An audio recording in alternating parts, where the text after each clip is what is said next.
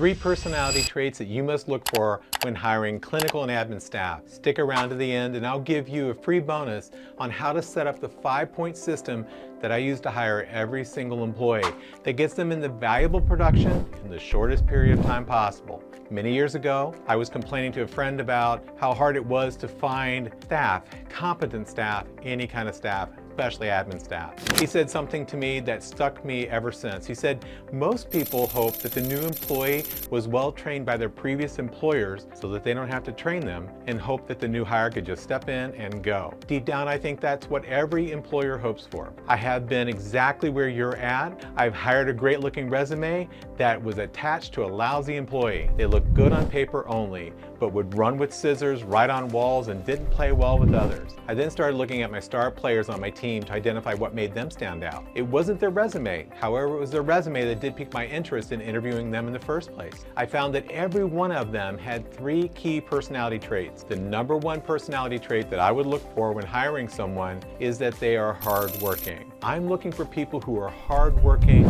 not hard efforting. They get things done. Their focus is on getting things done, like treating a patient and getting their notes done, like scheduling patients and making sure that they arrive. There is a difference between effort and work. Many people will put in the effort, but not everyone will put in the work. So effort would be the physical or mental energy of doing something, whereas work would be what actually got accomplished. The number 1 trait that I look for in my very best staff members was that they got things done with the least amount of effort. They didn't make things complicated. They were A to B people. Many people have a great deal of confusion and believe that putting in the effort is the same as getting the work done. Have you ever said to yourself that you were working really hard but nothing got done? Well, you weren't working, you were efforting. A poorly run organization has a lot of effort in it, but very little work is being accomplished. My top-notch guys worked hard. My mediocre guys were busy putting in effort and could look very busy, but they got less done. Be sure to dig around during the interview to find what they have accomplished, not their training or experience. You're hiring people who have a verifiable history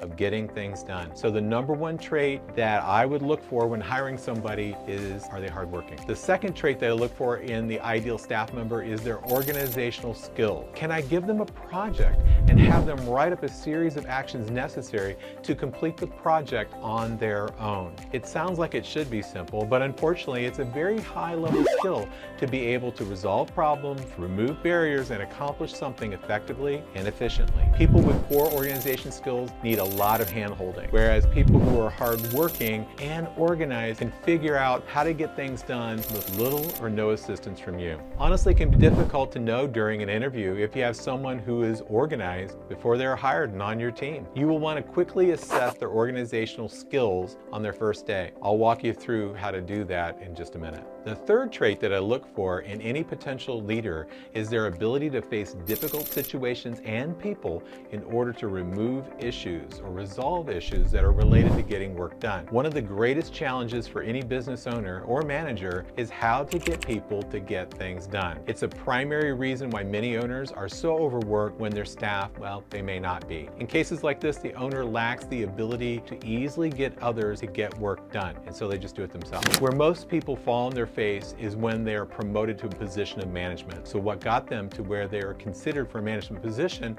was their ability to get things done. They were a top producer. They worked hard and organized their workday to get things done efficiently. They got promoted. Now they're in a position where they have to get others to get things done. Getting others to do things can be challenging, no doubt. But the reason why there's so few leaders who can really lead is because they cannot comfortably face the pushback that they get from others when something really needs to get done. So we're talking here about leadership skills. Leaders who cannot get agreement and cooperation from others on the team will never get things done consistently. You can be hardworking and organized and can get things done, but you'll never become a competent leader if you cannot face difficult situations and people that get in the way of getting the show on the road.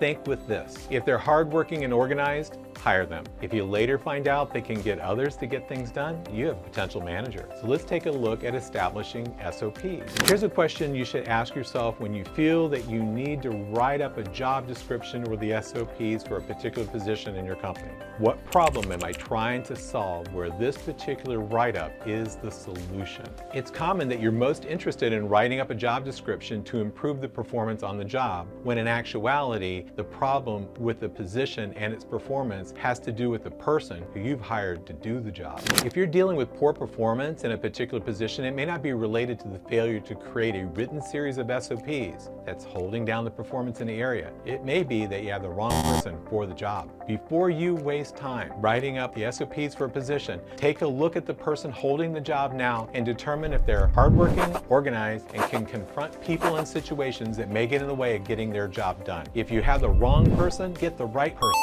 before you try to fix their subpar performance with a detailed write-up of their job. You'll thank me later. Now, I bet money that the best staff members on your team lack a detailed written series of SOPs to follow. They know what's needed and wanted from them, and they get it done. They have the 3 key personality traits that I'm talking about here. It would make sense to me that you should take your very best performers and write up their SOPs first, but it's usually not the case. I hope that this rang a bell for you. So let's move on. Before you begin writing up an SOP, determine the product that you are attempting to accomplish with the SOP in the first place.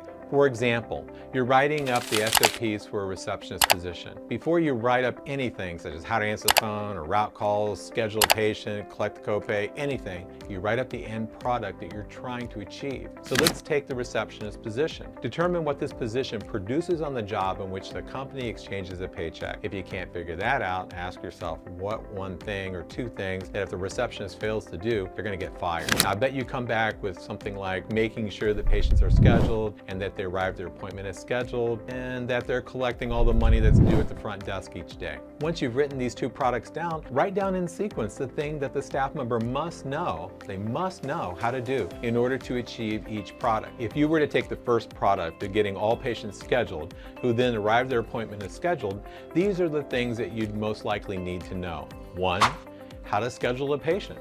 2, what to say when a patient tries to cancel their appointment. 3, what to do when a patient is 15 minutes late for their appointment. And 4, understand how to enforce your cancellation and no-show policy.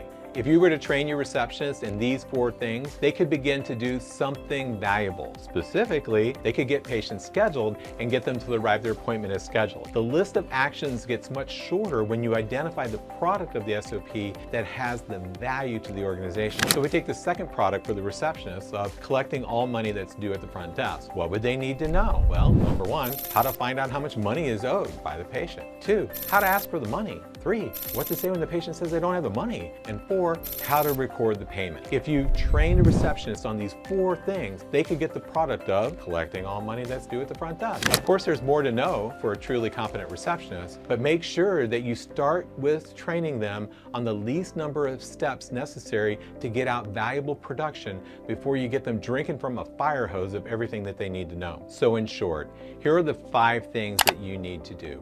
Number 1, assess your staff against the 3 key personality traits of: are they hardworking? Can they organize their time and activities to get work done efficiently and quickly? And can they face difficult situations and people in order to resolve issues related to getting work done? Take action if you need to in this area. Number 2, write up the end product of the SOP before you begin to write the SOP. Number 3, only write up what one must know in order to achieve the product of the SOP.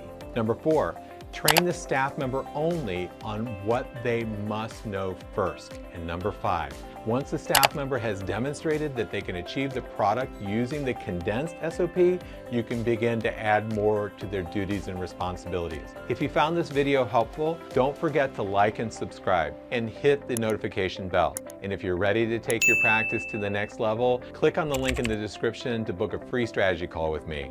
Let's turn your team into practice growing superstars together.